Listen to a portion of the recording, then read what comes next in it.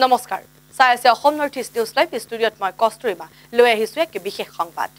Digboi college আৰু মহিলা মহাবিদ্যালয় শিক্ষামন্ত্ৰী ৰণোজ পেগু উপস্থিত হয় মন্ত্ৰী পেগুৰ লগত সংগ দিয়ে ডিগবৈ বিধায়ক সুৰেন ফুকনে নাকৰ A+ গ্ৰেড প্ৰাপ্ত ডিগবৈ মহাবিদ্যালয় শেহতীয়াকৈ স্বায়ত্তশাসিত মৰ্যাদা লাভ কৰাৰ পিছতে ইয়াৰ মহাবিদ্যালয় কৰ্তৃপক্ষৰ দায়িত্ব বাহিলে বুলি সদৰি কৰে মন্ত্ৰীগৰাকীয়ে আজি ভ্ৰমণৰ জৰিয়তে মহাবিদ্যালয় সফলতাৰ বাবে অভিনন্দন জ্ঞাপন কৰিবলৈ আহি অধ্যক্ষ পৰিচালনা সমিতি শিক্ষক শিক্ষয়িত্ৰীসকলৰ লগত মত বিনিময় কৰে আৰু বহু কথা ব্যক্ত কৰে মন্ত্ৰীগৰাকীয়ে আৰু ইয়াৰ পূৰ্বে ডিগবৈৰ একমাত্ৰ মহিলা মহাবিদ্যালয়লৈ 2 কোটি টকাৰে নিৰ্মাণ কৰা মহাবিদ্যালয় গৃহটি আনুষ্ঠানিকভাৱে শুভ উদ্বোধন কৰে লগতে যি গঠনমূলক কাম সেই গঠনমূলক কামৰ উপৰিও কথা ব্যক্ত কৰে মন্ত্ৰীগৰাকীয়ে চাই থাকিব Assam north east news live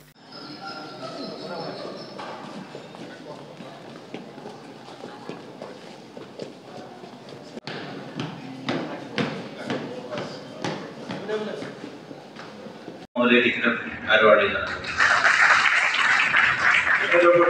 is for Pura, Soran Family. ধন্যবাদ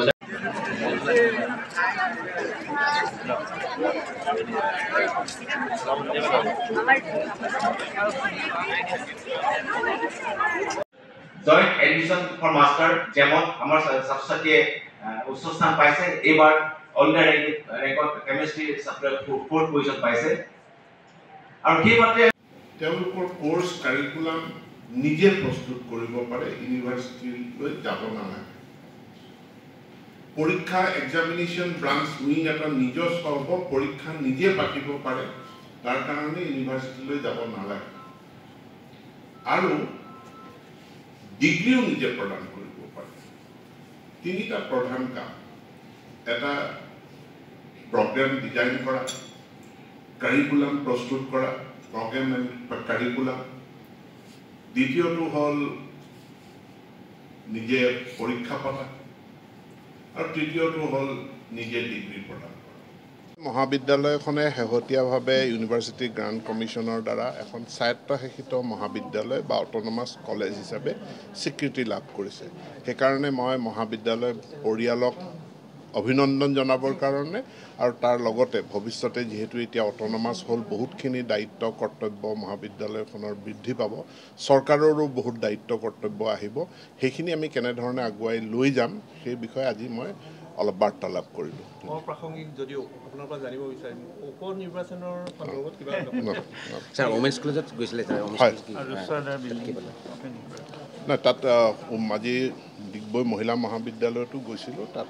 2 কোটি টকা ব্যয় সাপেক্ষে নিৰ্মিত এটা একাডেমিক বিদ্যালয় ভৱন ৰুসাটুৰ আণ্ডাৰত হেতু আজি শুভ উদ্বোধন কৰোঁ থ্যাংক ইউ স্যাৰ শিক্ষামন্ত্ৰী ডক্টৰ ৰণোজ পেগু ডাঙৰীয়া ডিগবৈ সমষ্টিত যোৱাকালি উপস্থিত হ'লহি আৰু ডিগবৈ মহিলা মহাবিদ্যালয় 11টা বজাত ৰুসাৰ দ্বাৰা প্ৰায় 1 কোটি টকাৰ নিৰ্মাণ হোৱা বিল্ডিংটো আনুষ্ঠানিকভাৱে মুকলি কৰিলে তাৰ পাছত শিক্ষক শিক্ষয়িত্ৰী আৰু ছাত্ৰ ছাত্ৰীৰ মাজত তেওঁ মত বিনিময় কৰিলে তাৰ উপৰিও বৰ্তমান আমি ডিগবৈ মহাবিদ্যালয়ত আছোঁ ডিগবৈ মহাবিদ্যালয়ৰ অধ্যক্ষৰ লগতে ইয়াৰ যিসকল শিক্ষক শিক্ষয়িত্ৰী তেখেতসকলৰ লগত আলোচনাত বহিছে তেখেতে এতিয়া আৰু এই উন্নয়নৰ সম্পৰ্কে এই মহাবিদ্যালয়খনৰ সম্পৰ্কে গোটেইখিনি খৰচীমাৰি তেখেতসকলে এটা আলোচনাত মিলিত হৈছে গভৰ্ণিং বডি সদস্যা সকলো আছে ইয়াত উপস্থিত আৰু ইয়াৰ পাছতেই টিংৰাই ৰজনীকান্ত বৰুৱা উচ্চতৰ মাধ্যমিক বিদ্যালয়ত তেখেত উপস্থিত হ'বগৈ যিটো ইতিমধ্যে তাত হায়াৰ ছেকেণ্ডেৰী আজি এবছৰ পূৰ্বে হায়াৰ ছেকেণ্ডেৰী বিভাগটো খোলা হৈছিলে আৰু পৰৱৰ্তী সময়ত কমাৰ্চ আৰু সায়েন্স খোলাৰ কথা ইতিমধ্যে সিদ্ধান্ত লৈছে আৰু তাৰ কিছু বিল্ডিঙৰ অভাৱ আছে সেই সম্পৰ্কে আলোচনাত বহিবগৈ তাৰ শিক্ষক শিক্ষয়িত্ৰী আৰু পৰিচালনা সমিতিৰ লগত ইয়াৰ পৰা আমি তাতে বহিমগৈ আৰু তাৰ পাছতেই আমাৰ ভাৰতীয় জনতা পাৰ্টিৰ এখন দলীয় সভা আছে টিংৰাই ৰাজহুৱা মঞ্চত আৰু সেই মঞ্চত গৈ শিক্ষামন্ত্ৰীগৰাকীয়ে আমাৰ দলীয় কাৰ্যকৰ্তাৰ লগত দলীয় সম্পৰ্ক কিছু মত বিনিময় কৰিব আমাৰ কাৰণে এটা ঐতিহাসিক বৰ আনন্দৰ দিন হীৰক জয়ন্তী বৰ্ষৰ এই সুন্দৰ মুহূৰ্তত অসমৰ মাননীয় শিক্ষামন্ত্ৰী আহি আমাক উদ্দীপিত কৰিছে আৰু তেখেতৰ এই ভ্ৰমণে এই পৰিদৰ্শনে আমাক আৰু কাম কৰি যোৱাত উদ্দীপনা যোগাইছে তেখেতে অট'নমাছ মৰ্যাদা লাভ কৰাৰ কাৰণে আমাক ধন্যবাদ দিবলৈ আহিছে আৰু কেনেকৈ আগুৱাই যাব লাগে তাৰ কিছুমান দিক নিৰ্দেশনা দিছে আৰু তেওঁ কৈছে যে অট'নমাছ হ'লেই এখন ডিম ইউনিভাৰ্চিটি হৈছে ডিগবৈ ৰাইজে তেওঁক কৈছে এখন বিশ্ববিদ্যালয় কৰিবৰ কাৰণে তেওঁ কথা প্ৰসংগত বহুবাৰ বিশ্ববিদ্যালয় বুলিয়ে ওলাইছে ডিগবৈ বিশ্ববিদ্যালয় গতিকে সময়ে ক'ব সদ্যহতে কিছুমান তেওঁ আমাক দিহা পৰামৰ্শ দিছে আমি সেইদৰে আগবাঢ়ি যাম বুলি ভাবিছোঁ আৰু তেওঁলোকৰ ডিগবৈ মহাবিদ্যালয় তেওঁ বৰ উল্লাসিত তেওঁলোকৰ পৰীক্ষাৰ ফলাফলত তেওঁ বহুত নিজে খুব আগৰ পৰাই জানে গতিকে সেইকাৰণে তেওঁ নিজে আহি পৰিদৰ্শন কৰিছে সেইটো আমাৰ কাৰণে মোৰ সুখৰ বতৰা ধন্যবাদ